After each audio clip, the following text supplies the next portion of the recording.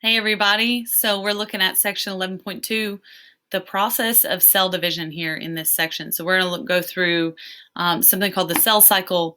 We're going to talk about chromosome structure, and then we're going to go through what you've heard about in the past, which is probably, hopefully, what you think of when I say cell division, and that's mitosis. So let's go ahead and go through these learning objectives that we're going to be looking at today. So go ahead and get the heading if you have not again already. Section 11.2, process of cell division. This is a picture of, by the way, a bunch of cells in an onion root undergoing mitosis. And I know this because it's one of those labs that we tend to always do in ninth grade biology. And what we've done in this case, this image that you're seeing, the nuclei, the DNA itself has been stained. Excuse me. And so that's why we see it kind of illuminated here. The cell walls, you can see, are also kind of darkly colored. But really the part that we're trying to focus on here is the interior of the cell and that nuclear area. So we're not looking at any other organelles. Anything that you see that's kind of darkly colored, this dark blue, is going to be where we find DNA. Okay, and obviously you can see some of our DNA looks like it's in a different form than other here. And that has everything to do with the stage that the cell is currently residing in. Okay. So learning objectives that we're looking at here: explain the role of chromosomes during cell division, describe the main events of the cell cycle, describe what happens during the phases of mitosis, and then investigate how daughter cells split apart after mitosis. So that would be this process of what we call cytokinesis and telophase. Okay. So starting with kind of the simplest thing that we could talk about involving cell division, which is how we store our DNA. Because when we look at dividing a cell in half, we have to divide not only the organelles, but also the DNA that we find within the nucleus, right? And so if you take a single DNA molecule and divide it in two, well, it's pretty easy to understand that each cell ends up with half of what you first started with, right? So what we're going to have to do before we can divide anything is actually copy our DNA. Now in prokaryotes, DNA is just stored as a single circular chromosome, and you can see here it's kind of folded up and twisted around. But that single circular chromosome is not similar to what we see, in our cells. Our cells contain linear chromosomes with a starting and an ending point. And they're all kind of separated from one another. This kind of gives you an indication about how much more simple prokaryotes are as compared to our cells, our eukaryotic cells. And again, it's simply because here they're lacking a lot of that genetic information. One single circular chromosome is pretty unique. Okay. So in eukaryotic cells, on the other hand, we have DNA that is going to condense in part of what we're going to call our cell cycle here in a second to form individual chromosomes. So within human body cells, we have 23 pairs of chromosomes. And what that's equivalent to, what I usually use as an example in class, is to talk about pairs of shoes. So I have 46 total shoes if I have 23 total pairs. It's kind of like saying if you had a single pair of shoes, how many total shoes do you have, right? You have a right and you have a left shoe. The same happens in chromosomes. We have 23 pairs because mom over here gave 23 chromosomes in her egg cell, and dad over here gave 23 chromosomes in his sperm cell. And when we combine those two, we end up with 46 total. Okay, so human specifically, body cells, that's everything in our body except for sperm and egg. Every single cell in your body has 23 pairs of chromosomes. And so what we're going to have to do in going through mitosis is to copy every single one of those. So all 46 have to be doubled before we can actually go through mitosis. All right, so here's kind of an example of exactly what a chromosome does as part of this kind of formation of individual chromosomes. So we start with loosely organized DNA, which we're labeling here as a DNA double helix, and we'll talk about the structure more a little bit later in the year. That loosely organized DNA is wrapped around in the nucleus, and this is per chromosome, by the way. This is one chromosome over here. This double helix gets wrapped around these proteins called histone proteins. Histone proteins are little positively charged proteins, and they're attracted to the negatively charged molecules of DNA. And so these histone proteins are happy to kind of interact with this negatively charged areas of DNA, and the DNA wraps around and it forms these little structures that we call nucleosomes. Those nucleosomes continue to coil and wind up, and as that happens, we form what we call supercoiled DNA here. And then those supercoils continue to kind of pack up. So we end up with this, what we call like a short, fat, kind of X-shaped chromosome. But in reality, the stuff that makes up this chromosome, if you can see here where we've kind of zoomed in, is a bunch of kind of twists and turns of this DNA molecule that's been wrapped around these histone proteins. So it's a pretty complicated process to get DNA that's loosely organized into these tightly coiled chromosomes. And that really only is going to happen when we have to go in and actually divide a cell. Normally in the cell, DNA remains kind of loosely organized like this. And the reason for that is we need to be able to, in a cell at any given time, read a gene, transcribe a protein, and then do a certain function, right? Remember, we've talked about the fact that proteins do everything that a cell needs in terms of its functions. And so if we need a cell to do its job, then we need access to DNA. All right, so at all points in the cell cycle, which we'll talk about here in a second, DNA is loosely organized until we get to the time where it has to divide. All right, and when the cell divides through mitosis, the DNA kind of condenses or gets smaller, like we're seeing here, as it wraps around histones, forms nucleosomes, supercoils, and then forms these chromosome structures. Okay, chromosome structures like this are what you probably a little bit more familiar with if we talk about, or I use the word chromosome.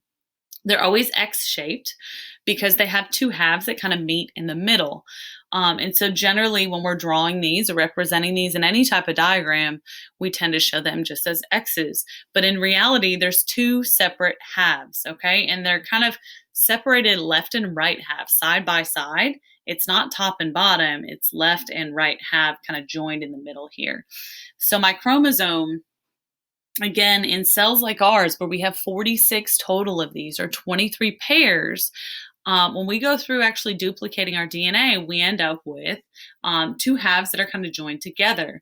So DNA and histone proteins that we mentioned are going to be kind of supercoiled within the structure is what we call chromatin, okay, with an N, chromatin.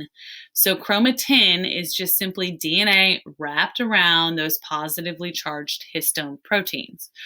Now, within that, or when we consider like zooming out a little bit here, consider the whole X shape, each half that I said is connected, the left and the right half that are going to be connected here in the middle are what we call sister chromatids. So notice this word is different. Chromatid with a D, chromatin with an N. So sister chromatids are on either half of this chromosome. These are identical chromosome structures, identical segments of DNA, identical shape and structure. Where they come from really is simply through the process of copying DNA. So these sister chromatids, when we talk about mitosis and division of a cell, separation of DNA, that's going to happen with the help of these sister chromatids. The sisters are what actually get pulled apart. Okay, so sister chromatids are identical. They're created during something called the S phase of the cell cycle, which is coming up, I think, on the next slide or the one right after that. And those sisters are going to be pulled apart as part of mitosis. All right. Now, the sisters, until they get pulled apart, have to remain attached together so that the cell can kind of keep track of everything and keep it all well organized. And so what's going to hold them together in the middle is what we call a centromere. So centro, think central or middle. Centromere holds them together in the middle. And it's just this area right here where it kind of pinches those two halves together. Okay. So within the slide, there's a lot of important vocab, right? So this whole thing here, the whole X is called a chromosome. Within that chromosome is your supercoiled DNA that's wrapped around histone proteins. Each half, the left half, the yellow, and then the blue half, the right, is called a sister chromatid, and those are identical. They're made in the S phase, and they're held together with a centromere, okay? I think the trickiest part of this chapter is sometimes just the vocab. So pay attention to the words that are being used and hopefully, find some time to try and kind of go through these again and again and again in preparation for quizzes and tests, okay? I will tell you that I tend to remember where sisters or when sisters are made because it's S sister and they're made in the S phase of the cell cycle. That's something you're going to hear me say a lot. So maybe that's helpful. Other than that, you're going to want to find a way to remember that because you will need to know every part of what's on this slide here. Okay. So prokaryotes, given that they're asexual, they still have to copy their DNA. They're going to do this process like we talked about in 11.1 called binary fission to reproduce. So they copy their DNA, but again, it's circular, so we don't deal with like the left and right halves and centromeres there in the middle. What we're looking at are these circles basically that are kind of interwoven and connected, and then they're going to separate as the cell separates. This whole process is going to be very similar to what we see in mitosis, except for we don't have specific stage names. All right, so if you remember in mitosis, we have things like prophase and metaphase and anaphase and telophase. We don't see any of those stage names here. But in general, the process is the same. So a cell grows, DNA copies, DNA separates, the cell is then going to separate as a result. Okay, so it's much more simple than what we see happening in our cells because we don't have those specific stages. But again, it's very similar to the just general progression. Excuse me.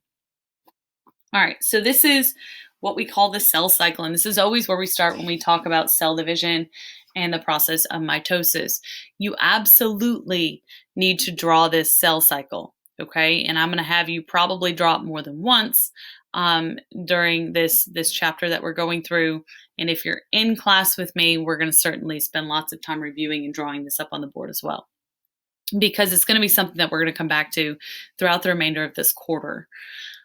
So we have a cell cycle in eukaryotes, and this is representative of what happens in all eukaryotes. All right, but for our purposes today, we're going to focus mostly on humans. All right, so I'm going to keep reiterating the numbers of chromosomes that we have so that we can kind of hone in on what's happening in our cells specifically. But for all eukaryote cell cycle in general, it's a pattern of growth, DNA replication, and then cell division. Almost all cells go through the cell cycle at some point in their lifetimes. However, again, like we saw in section 11.1, the rate at which they go through this, the rate at which a cell divides and grows, is going to be different for different cell types and based on their functions. There are some cells in our bodies, like I mentioned, that will never go through an entire cell cycle. And those are things like the neurons that make up your brain and your spinal cord. Instead of going through what we're seeing here is G1 and S and G2, cells that are never going to divide, again, like in those two organs, are going to simply sit in what we call G0, which basically represents that a cell is doing its normal functions, but it's not growing, it's not preparing for mitosis, and it's never copying its DNA. Okay, but the majority of the cells in our body certainly are going to go through this process. You certainly do need to know what's happening in each of these stages. So I'm going to also add a few things here just verbally. So make sure you're listening and jotting these down in your diagram. And if you need to finish doing the diagram here, then certainly go ahead and do that. Pause the video and then come back and I'll talk you through what's actually happening in all these. Okay. So when we look at interphase here, really we can say our cell cycle is divided into two major stages. You can see my small green arrow here representing cell division, and then this larger, more pale yellow arrow representing interphase. So interphase is this kind of preparation process. It's where we're always going to start in any cell's lifetime, and this is a cell kind of going through its normal functions, growing and preparing for division. So in general, we say interphase is like preparation for mitosis, okay? The longest stage of any cell cycle is going to be G1, which consists of cell growth. It also has, and you're going to want to add this, a checkpoint, and it also is going to function in copying organelles, okay? So we grow, we copy our organelles, and we have a checkpoint at that stage, all right? That is all in G1. Now, G1 stands for gap 1, and the reason for that, it's kind of a weird name. The reason why we call these stages the G stages gaps is because if you look at a cell under a microscope that's sitting in G1, it looks like nothing is happening. The cell is truly just doing its job, and so you don't see any huge movements and cells dividing or anything like that. All that you see is a cell that's acting like a cell's supposed to act, so it's not all that exciting for a researcher to kind of stare at that cell, okay? That's in comparison to the S phase or the M phase, where we see a lot of pronounced movement. And so those are not gaps. The gaps are kind of named gaps because they're in between the S and the M phases, and they represent kind of almost like a resting stage for a cell, okay? So again, G1, gap 1, we're going to grow.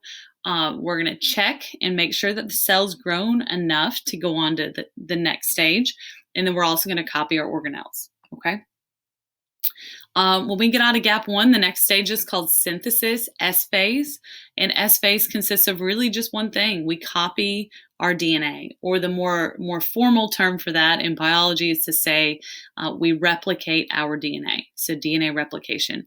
That is that process where we're going to take all 46 total chromosomes, or 23 pairs of chromosomes found in each of our body cells, and copy every single one of those. And so if you think about how many chromosomes we end up with at this point, after we've gone through all that copying, well, if we started with 46, then we're going to end up with 92 because we've copied each of the 46 chromosomes.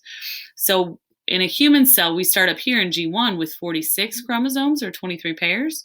By the time we get through synthesis, we're going to end up with 92 total chromosomes. Okay, and so those 92 total chromosomes will eventually be separated here as we go through M, but that's kind of, a later process. We're going to get there in a few minutes, okay?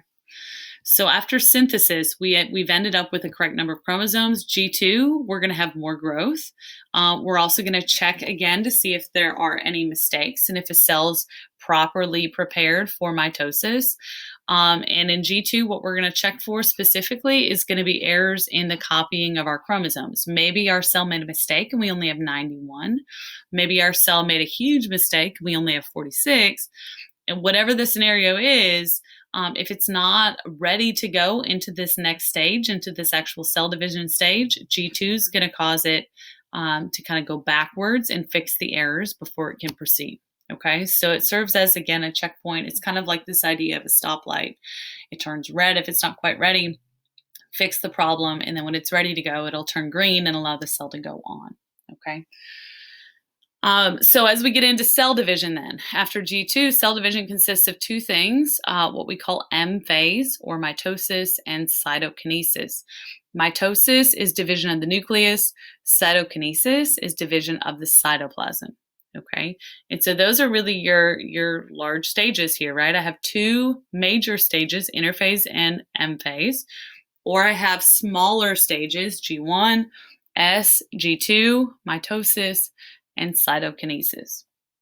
Okay, you do need to know what's happening in every single one of those stages. And like I said, we'll spend a lot more time going through this and talking about things like chromosome numbers and so on. Okay, so here's the same image. We have, again, interphase and mitosis. And just to kind of review these stages with you one more time, let me go back to where we highlighted interphase.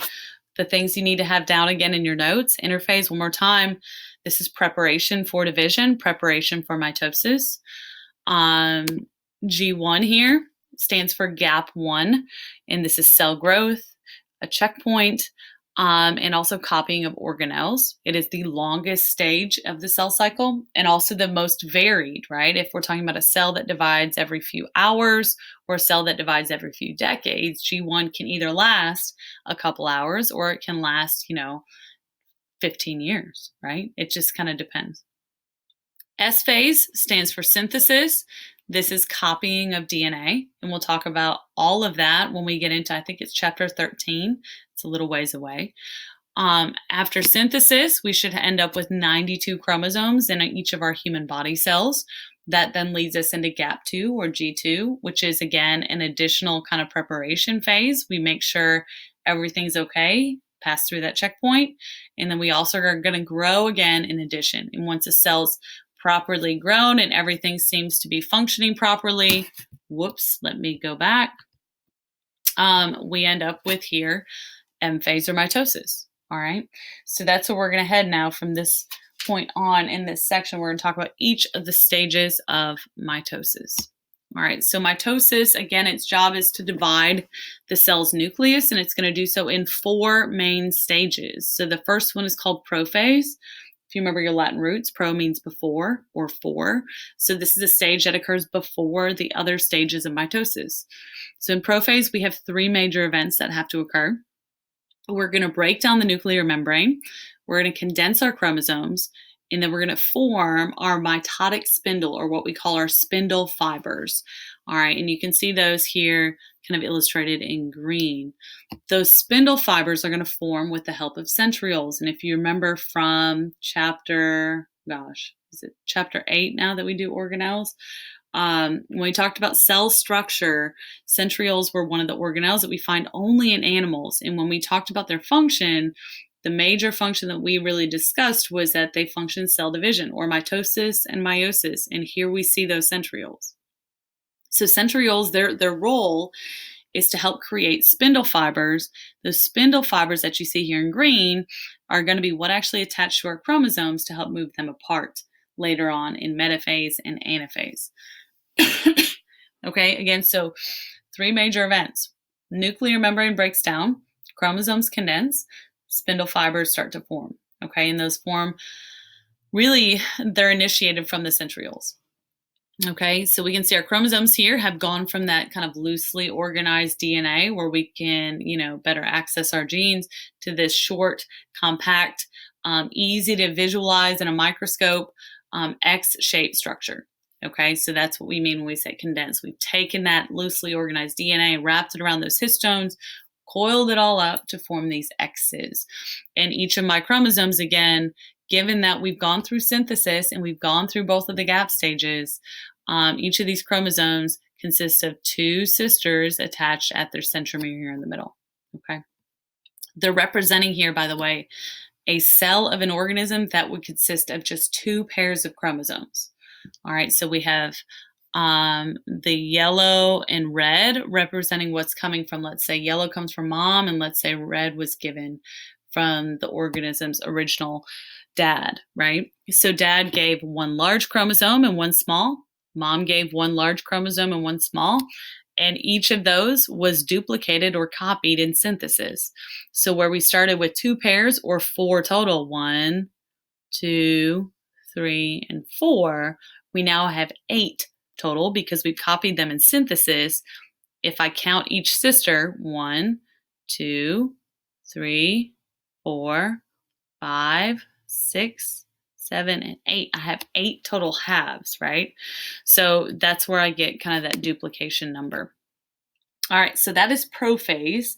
After prophase, we kind of immediately go into metaphase, and metaphase is where we've got our chromosomes attached at their centromeres to the spindle fibers. So the spindle fibers that form from my centrioles right here kind of reach out and they attach to the chromosomes here, and they line them up in a way that we can take these 2 sisters and we can pull them apart, okay, to opposite sides of the cell. And so they're lined up, they're oriented that way. Notice they're not like this with the top and bottom to be separated. We're separating each sister, right? So those left and right halves. Meta, remember, in Latin means middle. So we get metaphase here. This is where the chromosomes line up in the middle. Sometimes we even say that's similar to like the equator of a cell, right? Anaphase is the next stage, the 3rd stage out of 4. And with anaphase, ana means to split. It's kind of like lyse, I think. We said to separate, I think, is what we defined for ana. But anaphase is where we're going to actually pull our sister chromatids apart. So again, those left and right halves, those identical copies that were made in synthesis, they're going to get pulled apart like this, right? And so they get pulled apart and they're going to move to opposite poles or opposite sides of the cell. And as that happens, notice my cell is also becoming more of an oval shape instead of a nice round sphere. So the cell is actually elongating as those chromatids are pulling apart. And so what we're going to end up eventually seeing here is right down the middle is where we're going to get our new membrane forming, and then we'll end up with our kind of daughter product cells. Telophase is the last true phase of mitosis before cytokinesis. And this is really the reverse of everything that we did in prophase. So in prophase, we broke down our nuclear membrane. Here, we're going to start to reform our membrane for each nuclei that we're forming here in each of these two daughter cells. Our chromosomes, instead of being tightly coiled and wound up and super coiled and formed in those nice visible structures we can see with a microscope, are going to start to unwind, to loosen up, to allow their DNA to be accessible to those cells that are about to be created. And then my spindle fibers, instead of forming like we saw in prophase, they're going to start to get broken down. And so the centrioles help with that process. Spindle fibers kind of detach and fall apart, all the proteins that once made those up. And we end up with eventually two entirely separate cells after we get through cytokinesis. So in cytokinesis, we actually have the membrane that starts to be formed. In plants and animals, because our shapes are different, this process happens slightly differently. So in animals, we form something called a cleavage furrow. And the reason we call it that is because it's similar to, well, honestly, if for lack of a better term, these are spheres, right? And so when we talk about cleavage, this is the same idea. It's really, cleavage truly means something that's being separated, okay? There's a term in geology that deals with the cleavage of rocks, right? This is similar to that, except we're dealing with the separation of two spherical, round animal cells. In plant cells, on the other hand, since we have more box-like or cubicle-like cells, we form a cell plate in between, and that's essentially like a premature primitive cell wall that gets laid down in the middle with the help of vesicles. And over time, those vesicles are modified and changed in a way to lay down some cellulose and create that final cell wall, okay? So major difference, again, cytokinesis in either case is the complete division of the cytoplasm. In animal cells, we form a cleavage furrow. In plants, we form a cell plate, okay? All right, so that's all I have for 11.2. As usual, let me know if you've got any questions. We will spend a lot more time, again, reviewing this, and we will certainly quiz on this section specifically because this is kind of the section that I feel like is maybe the most important to your success in this chapter. So go back, rewatch a screencast if you need to, and complete the assignments that go with it. All right. If you need anything, let me know. Otherwise, I will see you all next time. Bye, y'all.